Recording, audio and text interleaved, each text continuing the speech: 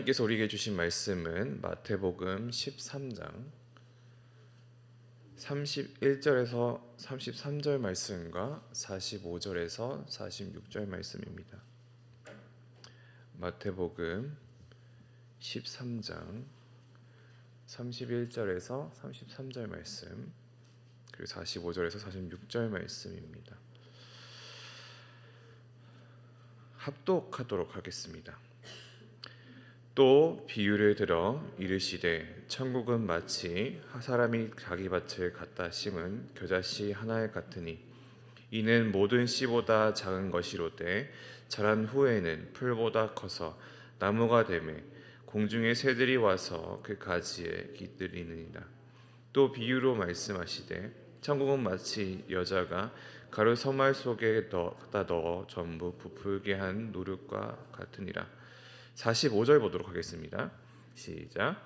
또 천국은 마치 좋은 진주를 구하는 장사와 같으니 극히 값진 진주를 하나를 발견하매 자서 자기의 소유를 다 팔아 그 진주를 사느니라.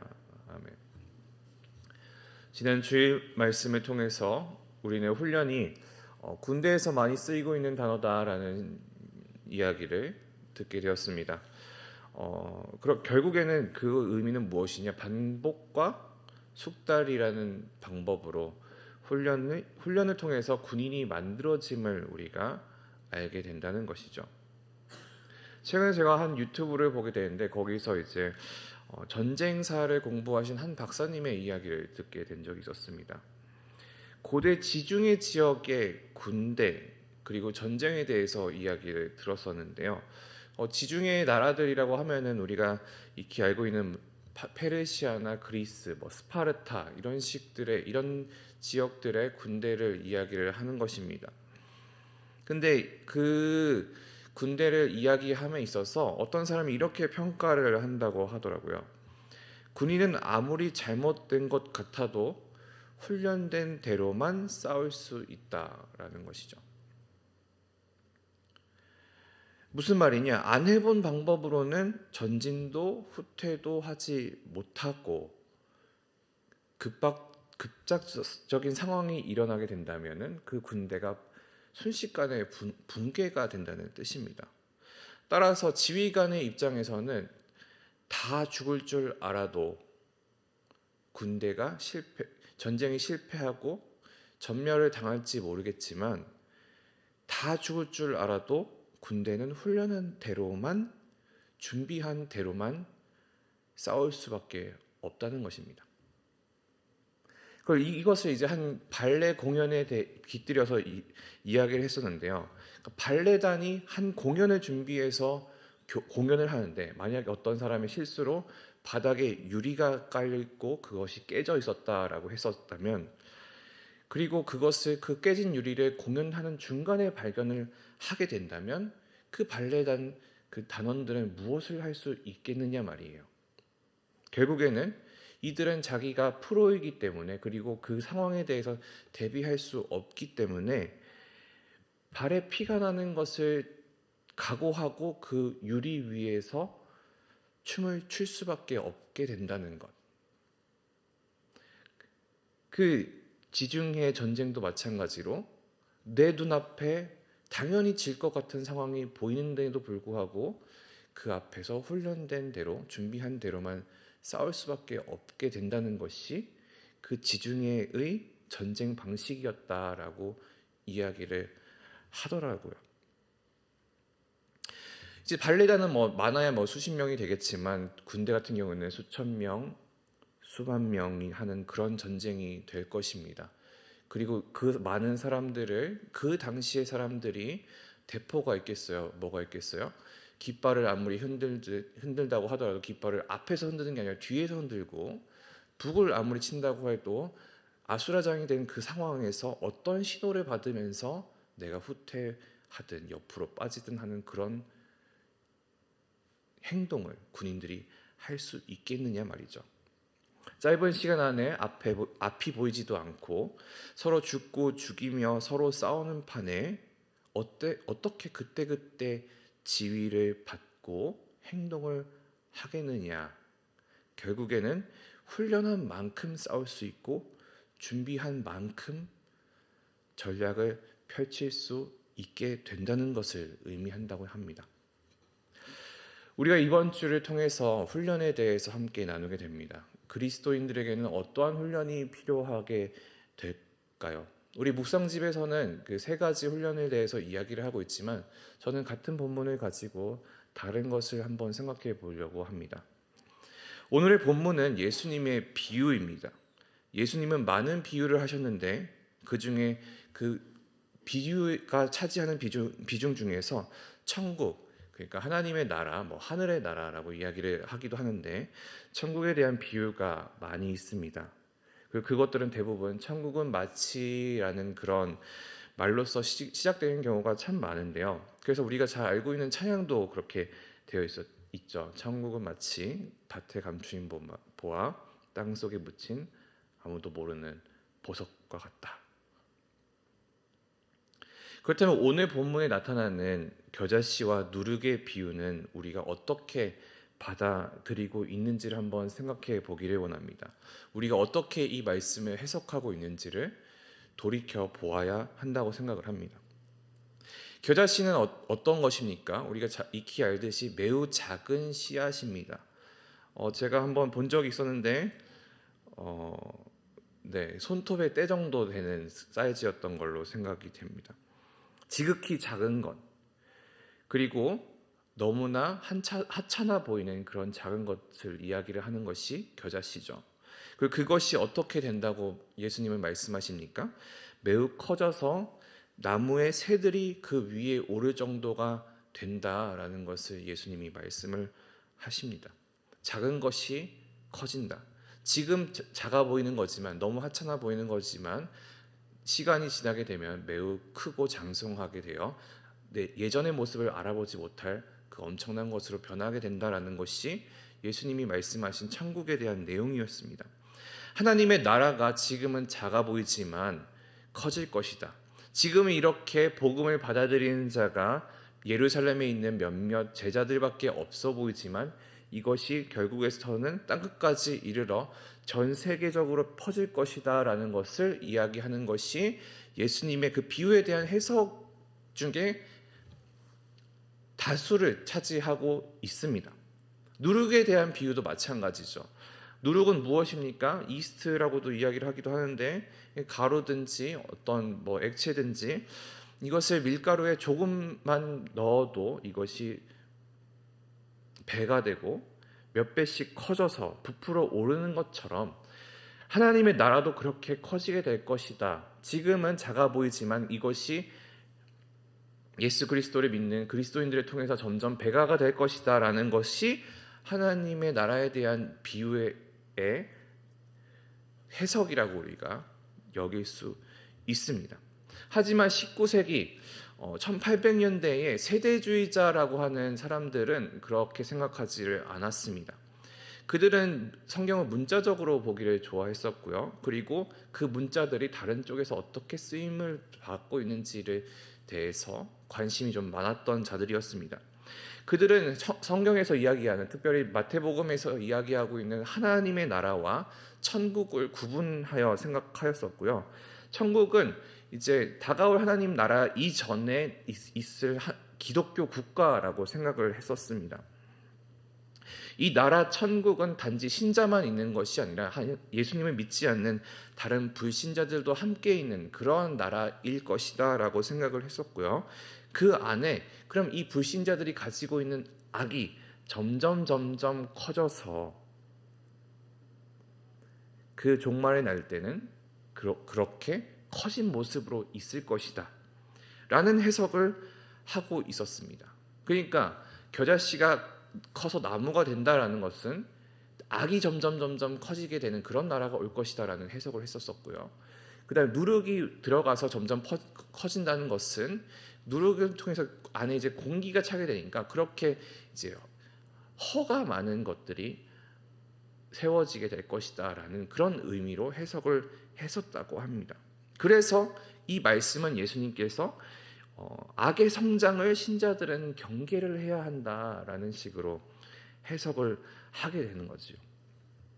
그리고 이제 겨자나무에 깃드는 새들은 불신자들을 의미하는 것이고, 그리고 성경 속에 나타나는 다른 본문 속에 나타나는 누룩들이 대부분 부정적인 의미를 많이 가지고 있기 때문에 여기서도 마찬가지로 그렇게 해석이 될 것이다라는 생각을 했던 자들입니다. 마태복음 16장 6절은 이렇게 이야기를 합니다. 예수께서 이르시되 삼가 바리새인과 사두개인들의 누룩을 주의하라 하시니, 누룩을 주의하라 이렇게 이야기를 하시죠. 그러니까 이 사람들도 마찬가지로 뒤에 본문에 그렇게 누룩을 주의하라 이야기하고 있으니 오늘의 본문에 있는 예수님의 비유에서도 마찬가지로 이 누룩은 좋은 것이 아닐 것이다 라고 생각을 하는 것입니다. 충분히 그렇게 생각해 볼 봄직합니다. 그러나 이러한 해석은 특정한 시각에 매여서 그것만 보게 되는 사람들의 잘못된 해석이라고 생각됩니다. 우리는 성경을 해석할 때에 성경을 읽으면서 역사적 상황과 당대의 정황을 바로 볼 줄 알아야 합니다. 다각도로 더 큰 그림을 통해서 하나님이 이 말씀을 통해서 우리에게 무엇을 이야기를 하시는지를 분별할 수 있는 그런 눈이 필요한 것이죠. 그리고 잘못된 해석을 경계해야 합니다. 그래서 베드로는 이렇게 베드로 후서에서 이야기를 했습니다. 또 모든 편지에도 이런 일에 관하여 말하였으되 그 중에 알기 어려운 것이 덜어 있으니 무식한 자들과 굳세지 못한 자들이 다른 성경과 같이 그것도 억지로 풀다가 스스로 멸망에 이르느니라. 그러므로 사랑하는 자들아 너희가 이것을 미리 알았은즉 무법한 자들의 미혹에 이끌려 너희가 굳센 데서 떨어질까 삼가라. 세상에는 많은 거짓 선생들이 있습니다. 2000년 전에 교회에서도 마찬가지였습니다. 말씀을 잘못 해석하고 특별히 바울이 이야기하고 있는 그 바울의 편지들이 일반적인 성도들이 읽기에는 좀 어려웠었던 것들이 많았기 때문에 그것을 해석하는 데 있어서 오역하고 그 잘못된 가르침을 가르치는 사람들이 있었습니다.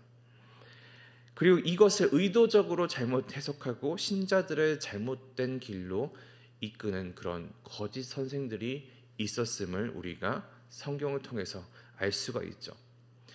최근에 이제 매우 핫해진 다큐멘터리가 있습니다. 넷플릭스에서 하는 나는 신이다라는 그런 다큐멘터리인데요. 우리나라에서 자신을 신으로 지칭하던 4명에 관한 이야기입니다.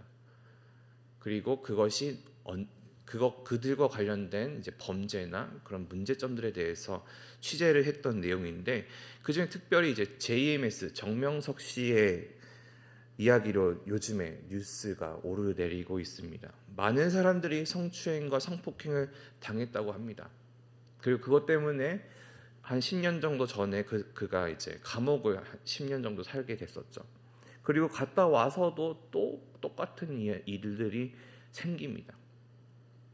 이 사람이 성범죄자라는 걸 모두가 알고 있음에도 불구하고 근데 또 성범죄를 일으키고 있는 그런 상황인 거죠. 어떻게 그렇게 될 수 있을까요? 신천지도 마찬가지입니다. 사람들이 왜 신천지에 빠지게 됩니까? 어떻게 사람들이 신천지에 가게 되죠? 대부분 성경 공부를 한다고 해서 가서 신천지에 빠지게 됩니다. 교회 잘 다니는 사람이 교회를 못 다니는 사람이 가는 게 아니라 교회를 잘 다니는 사람이 그곳에 빠지게 됩니다. 왜 그 사람들은 그렇게 홀려지게 되는 걸까요? 결국에서는 성경을 보고 옳고 그름을 분별하지 못하기 때문입니다. 성경을 단편적으로 보고 남이 해석해 준 대로 성경을 읽고 그리고 이곳저곳에 있는 성경 단어들을 연결을 시켜서 그들의 자의적, 악의적 성경 해석 그리고 그것과 함께하는 그럴듯한 호의에 낚여버리게 되는 것이죠. 그것이 사람들이 신천지에 빠지게 되는 계기입니다. 그렇다면 우리는 무엇을 해야 될까요? 우리는 분별하는 훈련을 받아야 됩니다. 그렇기 때문에 바울은 디모데에게 이렇게 편지했습니다. 너는 진리의 말씀을 옳게 분별하여 부끄러울 것이 없는 일꾼으로 인정된 자로 자신을 하나님 앞에 드리기를 힘쓰라. 옳게 분별하도록 훈련받는 것, 이것이 우리에게 필요한 것입니다. 분별함을 통해서 그리고 바른 신학 안에서 건전한 신앙생활을 하는 것, 그것이 우리 각자가 추구해야 할 그런 모습이라고 생각합니다. 우리 45절, 46절을 함께 다시 읽어보기를 원합니다. 시작. 또 천국은 마치 좋은 진주를 구하는 장사와 같으니 극히 값진 진주 하나를 발견함에 가서 자기의 소유를 다 팔아 그 진주를 사느니라. 아멘. 훈련을 통해서 우리는 진주의 진정한 값어치를 깨달을 수 있습니다. 내가 모든 것을 팔아가지고 살만한 가치를 가지고 있는 진주인가를 구별하는 것은 훈련된 사람만 할 수가 있습니다. 제가 어렸을 때 이제 저희 어머니 그 약간 보석함 같은 거를 한번 열어본 적이 있었는데, 거기에 이제 가짜 진주와 진짜 진주가 있는데 저의 눈에는 똑같이 생겼더라고요. 오히려 진짜 진주가 더 울퉁불퉁하고 못생겨 보여서 이거 그냥 오히려 반대로 가짜가 이것이 아닌가라는 생각을 하게 됐었단 말이죠. 근데 이것을 하나님께서 이야기하시는 것은 우리가 이 장수가 이 진주가 좋다는 것을 알기 때문에 모든 것을 팔아서 살 수 있는 그런 사람이라는 것이죠. 아무리 좋은 것을 눈앞에 둔다고 한들 그것이 값어치가 있는지 없는지를 모른다면 그것은 아무런 소용이 없다는 것이에요. 우리는 훈련을 통해서만 그 값진 진주가 값어치가 있는지 없는지를 분별할 수 있게 되는 것입니다. 마찬가지로 무엇이 바른 신앙인지, 누가 참 구원자인지, 하나님의 뜻이 무엇인지를 분별하는 것에 있어서는 우리가 훈련이 필요한 것입니다. 병사는 훈련을 받은 만큼만 싸울 수 있습니다. 그리고 훈련한 만큼만 싸워낼 수 있고 준비한 만큼만 전략을 펼칠 수 있는 것입니다. 우리가 그러한 훈련을 받고 그리고 분별할 수 있는 능력을 키워 나아가는 우리 모두가 되기를 소망합니다. 그리스도에 충성된 군사로서, 그리스도의 신실한 일꾼으로서 살아가는 훈련된 우리 모든 성도들이 되기를 소망합니다. 기도하시겠습니다. 살아계신 아버지 하나님, 우리가 하나님의 말씀을 통해서 하나님의 뜻이 무엇인지, 하나님의 우리를 향한 마음이 어떠한 마음인지를 분별할 수 있도록 주님 인도하여 주시옵소서. 우리의 마음을 미혹하게 하는 세상의 많은 거짓 선지자들과 거짓 선생들이 있음을 고백합니다. 하나님, 우리가 이것을 따라가는 것이 아니라 온전히 바른 믿음을 가지고 또 분별의 영을 가지고 하나님의 뜻을 바로 알아 살아 나아갈 수 있는 훈련된 주님의 군사로, 주님의 일꾼으로 살아갈 수 있도록 주님 인도하여 주시옵소서. 우리가 대비되고 준비되어 온전히 아버지 하나님만을 바라보는 그런 지체들이 될 수 있도록 주님 인도하여 주시옵소서. 감사드리며 예수님 이름으로 기도했습니다.